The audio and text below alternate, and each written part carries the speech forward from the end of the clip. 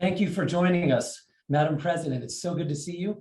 We've got the President of the Republic of Georgia, Madam Salome Zurabishvili. You're talking to Daily Mail, and I would love to start off by talking about the latest developments in Chernobyl. It sounds like the Foreign Minister of Ukraine says that the power has been out for 2 days, and the nuclear UN agency is not getting transmissions from the plant. What is your level of concern, and what needs to be done?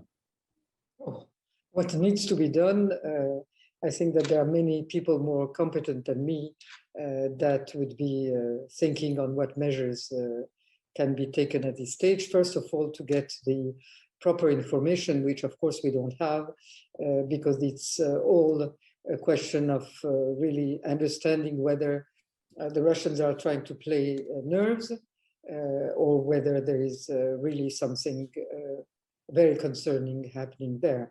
And we've seen in the past days that they are trying to use this atomic threat in different ways, this nuclear threat, not directly, but they're manipulating with it.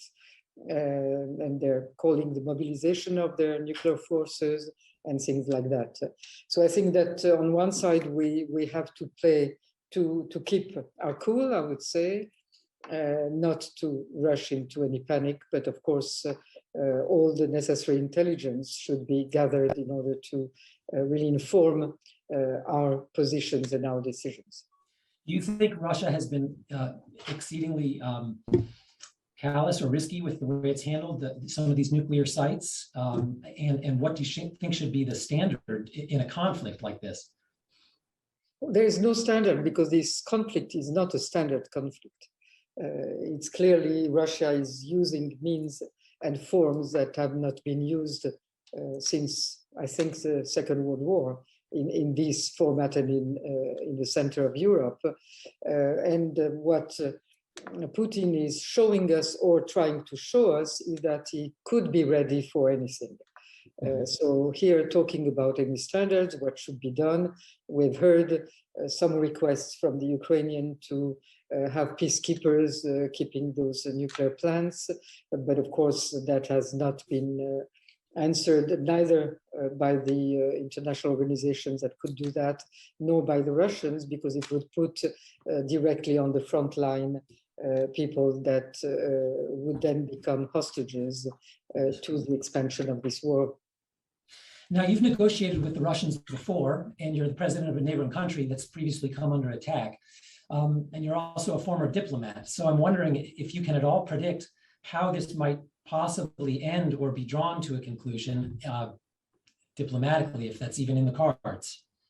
I would say that I think at the beginning, the Russian strategy was probably what everybody was thinking, was to aim at getting those two regions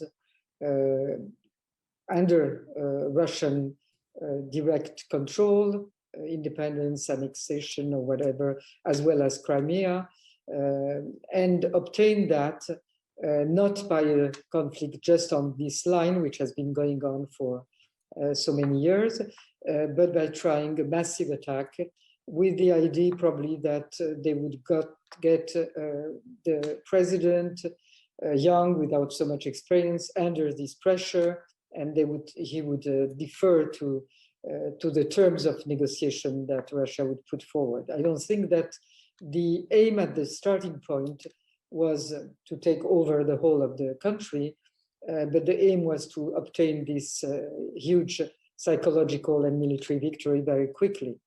Well, that has not happened. So what are the war games and objectives today is very difficult to say, because I think that Putin has gone out of his game plans.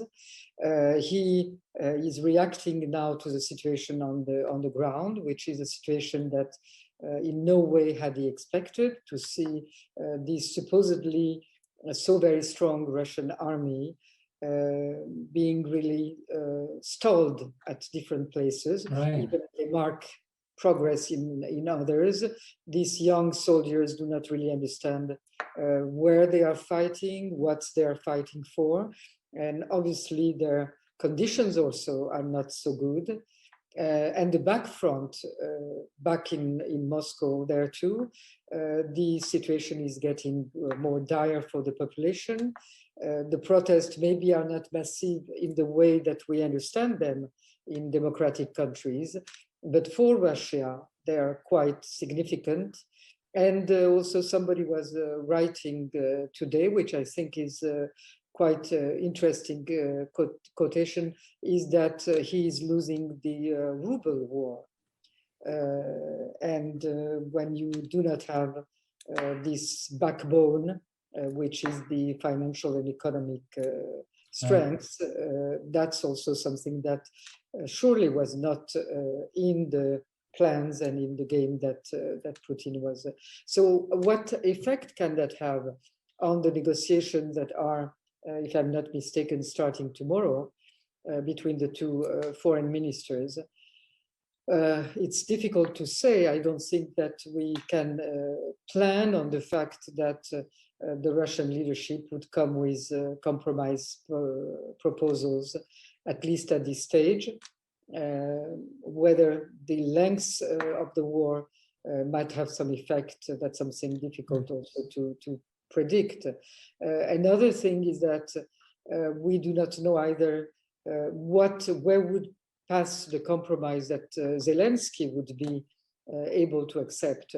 I think what he would have been able to accept at an earlier stage of the conflict maybe is more difficult for him, because there are so many Ukrainians that are ready to fight, that have put their lives to defend the country. So that also puts some weight on his shoulders, that you cannot accept something that would not be or seem acceptable by your own population. So how do you view this latest statement by Peskov, that which contained 4 demands, and that which President Zelensky seemed to rule out of hand, but it also, he didn't call for demilitarization, and he didn't call Ukraine a Nazi state. So does that signal to you that the Russian...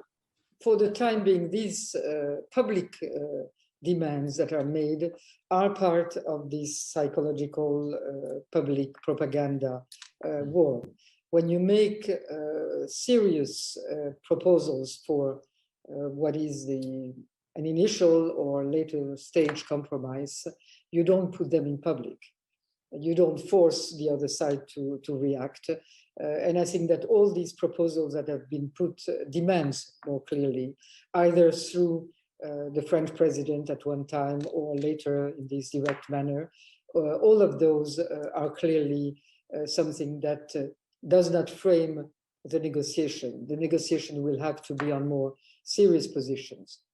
But you think, there's a saying, you can't have a negotiation at the barrel of a gun. You think there can't, because the stakes are so high, diplomacy can't, there's a chance for a diplomatic resolution through those direct talks right now? Well, I think that's the question that only on one side Putin and on the other side Zelensky can answer. For each one of those, what is the pressure that he cannot withstand any longer?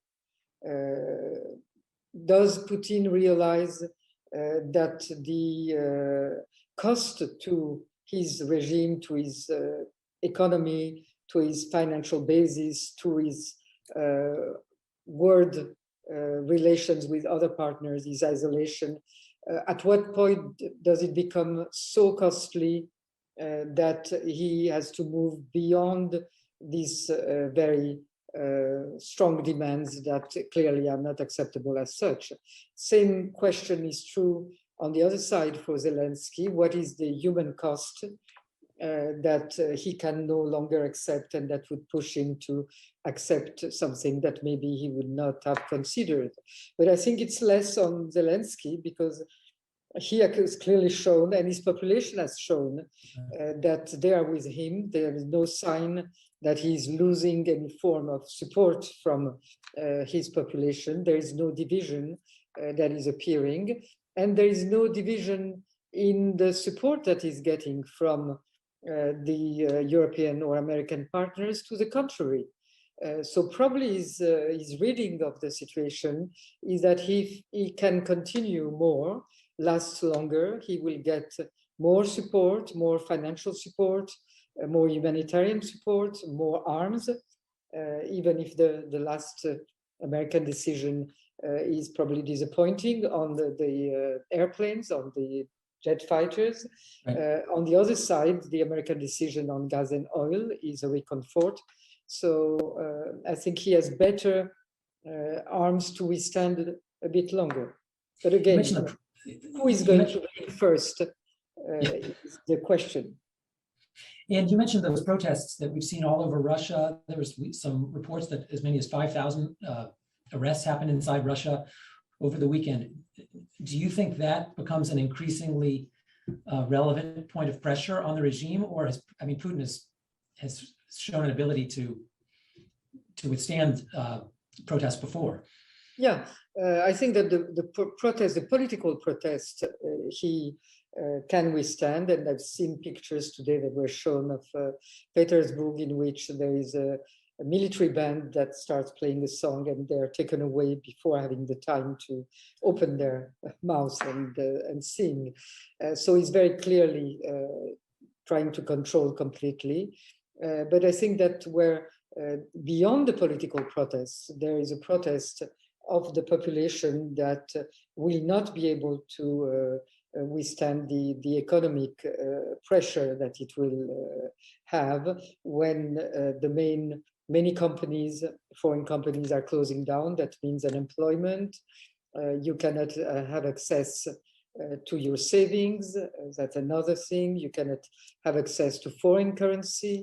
And all of that together is making probably a point for the... At the same time, for instance, we're seeing in Georgia that we are seeing a flow, not too important, we don't yet have measured the numbers, but of Russians that through the places where they can come through basically Armenia, are coming to Georgia, and they're also voting with their feet. I don't know whether they're coming for a long time or they're going somewhere else after, but that's also a signal of something. And in the case of immigrants from Russia to Georgia, it's probably a different type of immigrant? Is it a sort of a massive, refugee situation with people who have nothing? Or massive refugee situations. It's more a type of families. What I can say, because it's very early on families that probably still had some savings, could buy tickets to Armenia, although it's becoming very expensive. And move to Georgia because it's an easier country for them. And clearly, they're not people that are those that are supporting the regime to the end. Right. So how much and how many and where can they go? That's another question, because but these are not the type of refugees that you would call. There we might be seeing another wave when the economic situation will become more dire. But then I don't know where they will be able to really go and take refuge. Now the situation with those MiG fighter jets does look like a bit of a mess. The Polish foreign minister made a statement last night, and the US said that situation didn't seem tenable. So my question to you is, sort of knowing the Russian state of mind a little bit, what do you think the West can in effect get away with to arm the Ukrainians as much as possible without provoking a horrible reaction? And where is this on that line? Well, I think that there we have touched the line with these jets, and clearly we've seen that Poland, which expected to do it maybe directly at one point, then after the threats of last Sunday, realized that it was better to be dealt with in a collective manner, and the US didn't go forward with it. But I think that we are seeing something that is quite unique, which is that both Europeans and Americans are determined and rather united in doing everything but something that can trigger the war. And that's where we see the line. And I think that's a line that is consistent with both the European ideology of an organization that is founded for peace and because of the war, So you cannot expect the Europeans to be bluntly going into the war unless there was some form of provocation that would make it impossible to resist. And I would say that probably something around the nuclear plants or something that would touch to the bordering countries like Poland or the Baltic states would be maybe something that would get some other reaction, but that is not the sense today, neither in Europe nor in the States. And nobody wants to give to the President Putin something on which to found a new propaganda and raise a new phase of escalation.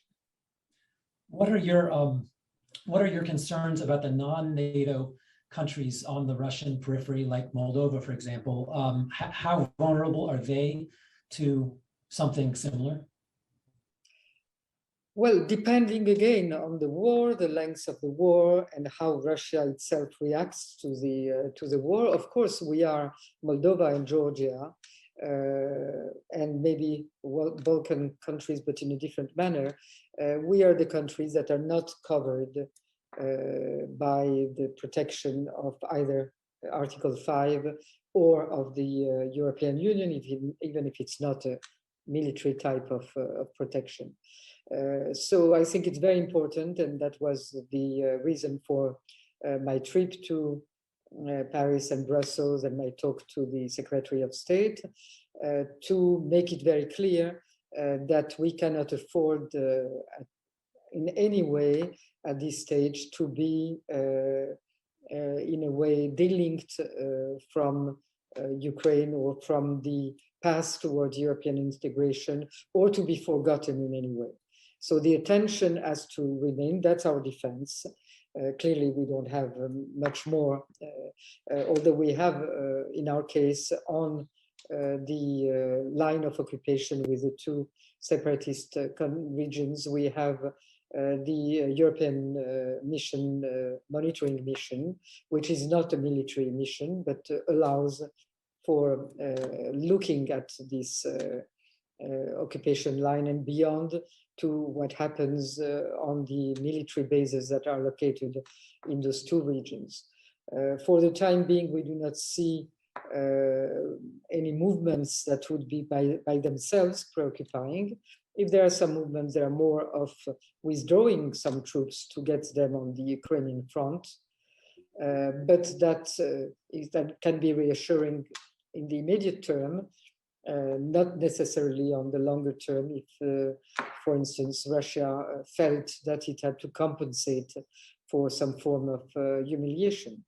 So we have to be no panic, no special affecting our population or our leaders to change the course. On the contrary, we have deposited our demand for membership in the same way as Ukraine and Moldova, and it has been transmitted by the Council to the Commission.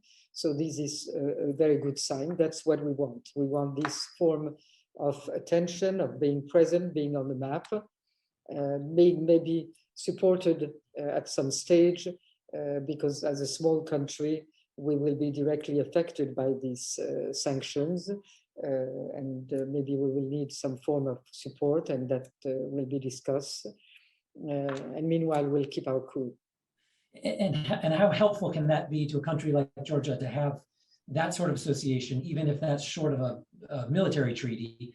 That's still well, that's very important. That's safeguard part of the family. That's showing that we do not change our course and our orientation because there can be some threats, direct or indirect. That has been our take since the independence first, and the first wars right after the independence, and since the 2008 war. And that's the line that we have to continue. And what is very important is that there is full support of the population on that line. And I think that the crowds that when I've seen on the streets of Tbilisi show that even if there is caution and maybe prudence, but there is not fear that will derail the future of Georgia.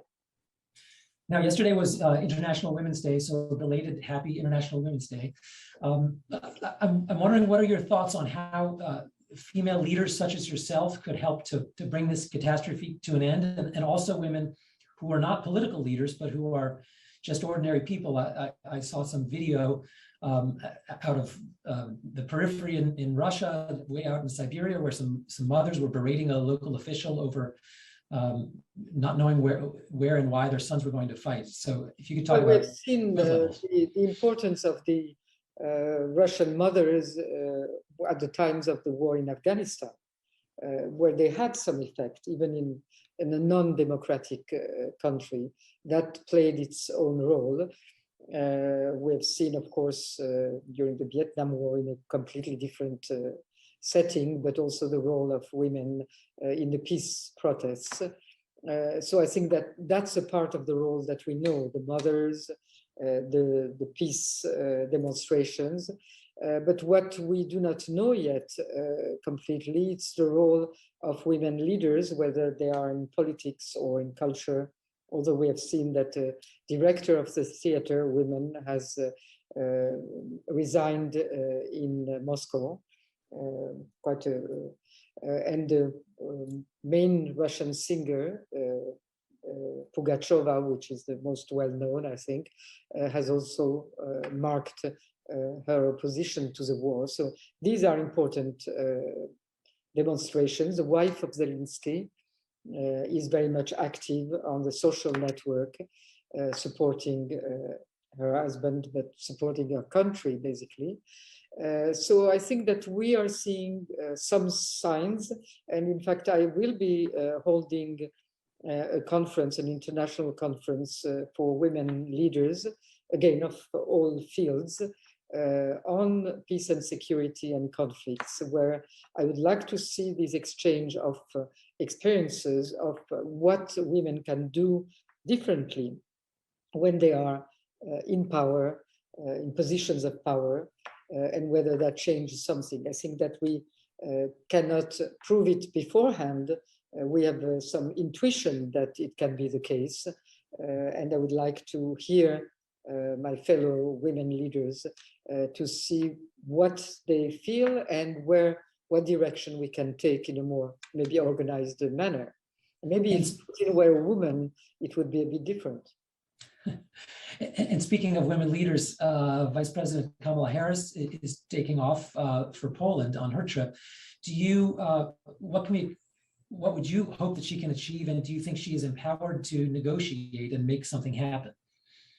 Well, I think it's important that she takes her share of the leadership. Until now, we had not seen her too much. And I think that it's important that women leaders, even when they are in the second position, are not kept in the backseat, but become active. So I welcome the fact that she's taking a share in this moment, when it was basically before that Anthony Blinken that was traveling in the region. And in fact, since you mentioned her, I have her invited in Tbilisi in May at this conference.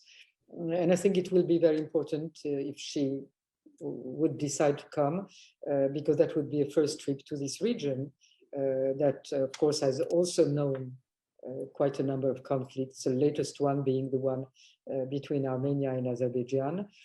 So the signal of the Vice President coming to the Caucasus region in a conference that is dedicated to peace and nothing confrontational, that would be an important and interesting signal. And what's your view of how President Biden and his administration has handled this so far? Have they been fast enough, strong enough on the sanctions? Well, you don't expect me as a president of one country to judge in public the president of another country, and especially of the United States or any other country for that matter.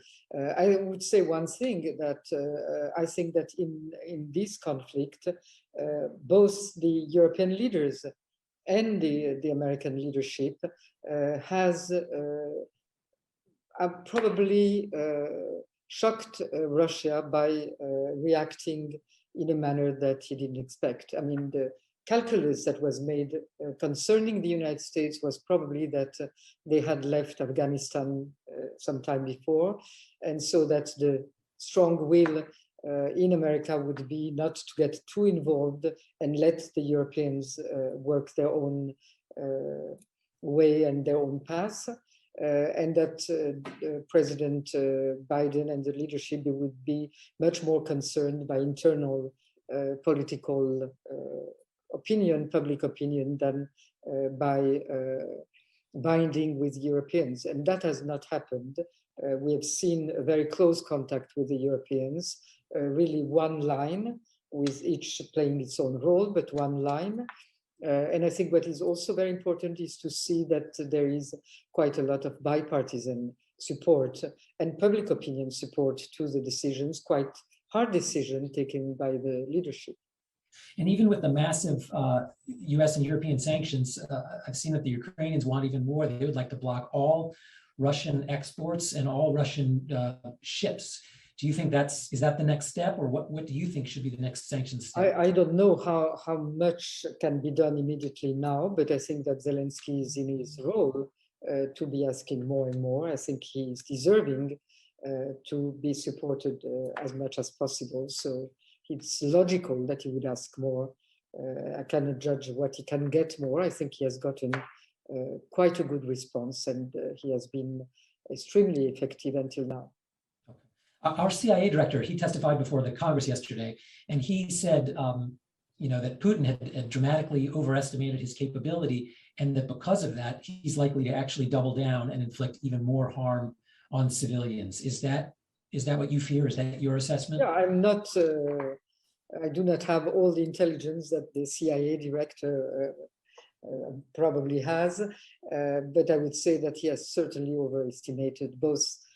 Politically, both the reactions of all sides and probably his forces. Again, for instance, in the conflict in Georgia in 2008, there was a little bit of the same thing, which is that Putin used this tank invasion, which for military experts was absolutely not needed. And the reason for the tank invasion was that it would remind Georgia of former times, make a psychological impression, but there was no really military aim. A little bit of the same thing can be said about the campaign against Ukraine, where this presentation of all fronts being open at the same time, these convoys of tanks that are supposed to circle the capital and that get nowhere. They might in the end get somewhere, but all of that looks more than trying to use the psychological massive invasion perception, less dependent on the actual military forces. And it appears that the soldiers are not very well formed, that they do not have the practice even to enter in the cities, and that the equipment is maybe not that up to date. So there are many things that probably will know more and more as it goes on. And is that shocking to you?